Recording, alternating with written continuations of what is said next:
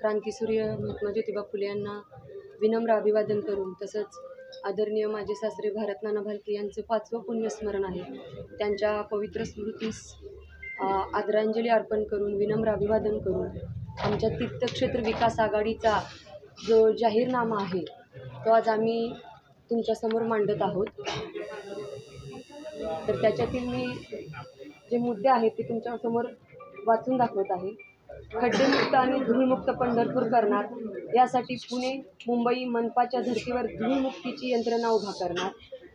नगरपालिका शाळांची भौतिक स्थिती सुधारून शैक्षणिक गुणवत्ता वाढ अभियान करून मॉडेल स्कूल तयार करणार।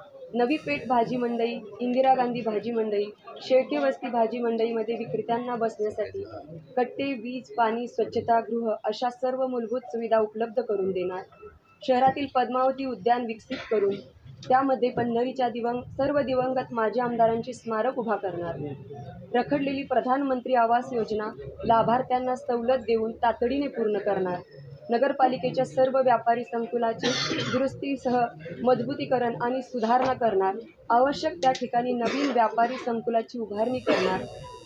जुन्या नगरपालिका इमारतीचा हेरिटेज इमारत म्हणून विकास करणार आणि पंढरपूरचा सांस्कृतिक इतिहास सांगणारे संग्रहालय त्या इमारतीमध्ये निर्माण करणार। उपनगर भागातील सर्व खुल्या जागा विकसित करून बालोद्यान, नाना नानी पार्क निर्माण करणार। स्मशानभूमी सुधारणा करणार।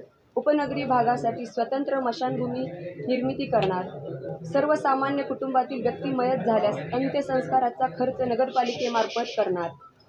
5 वर्षे घरगुती वापराची पाणीपट्टी दरवाढ न करता स्थिर ठेवणार।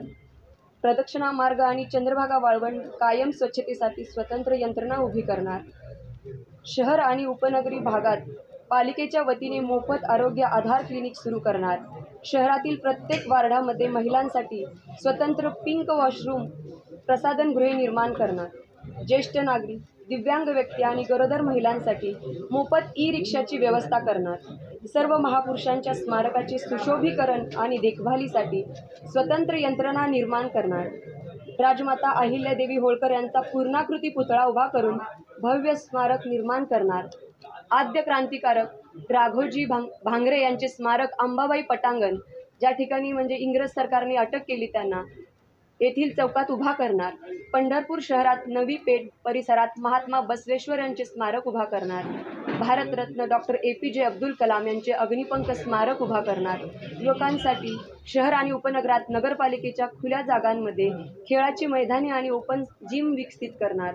लोकशाहीर अण्णाभाऊ साठे यांचे स्मारक अल्पावधीत पूर्ण करणार। नाथपंथी डवरी समाजासाठी सुंदर आणि सुसज्ज असे समाजभवन उभा करणार। लोकनियुक्त नगराध्यक्ष हा मंदिर समितीचा पदसिद्ध सदस्य असतो। त्या अधिकाराखाली मंदिर समितीमध्ये हंगामी आणि कायम कामगार हे सगळे स्थानिकच असावेत यासाठी प्रयत्न करणार। मंदिर समिती आणि नगरपालिकेच्या माध्यमातून मंदिर समितीच्या जागेत महिलांसाठी हरिपाठ भवन उभा करणार। संपूर्ण शहराची मैला मिश्रित पाण्यापासून सुटका करून शहराला शुद्ध पाणी पुरवठा करणार। स्पर्धा परीक्षा करणाऱ्या मुलांसाठी सुसज्ज अभ्यासिका व नागरिकांसाठी सार्वजनिक वाचनालय सुरू करणार। आणि आमचा जो हा वचननामा आहे तो आम्ही पूर्ण करू शकतो आणि आम्ही तो करून दाखवणार। येणाऱ्या 5 वर्षाच्या काळामध्ये आम्हाला तुम्ही संधी द्या, या संधीचं सोनं करण्यासाठी आम्ही सज्ज आहोत। ताई, तुम्ही आता वचननामा आता प्रसिद्ध केला आहे, त्यामुळे विरोधक वचननामा प्रसिद्ध करण्यात धाडस दाखवतील का? आता अगोदरची कामच पूर्ण झाली नाहीत, त्यामुळे मला असं वाटत नाही ते दाखवतील। त्यांचं म्हणणं आहे की 90% कामं 2016 जे त्यांनी आश्वासन दिलं होतं ते पूर्ण आहे। आता पूर्ण झाले। तुम्ही सगळ्यांनी पत्रकार बांधवांनी सुज्ञ आहात, तुम्ही रोज पंढरपूरमध्ये फिरताय, तुम्हाला काय कामं झाले ते स्वतः डोळ्याने दिसत आहेत, त्यामुळे मला वेगळं सांगायची काही गरज नाही।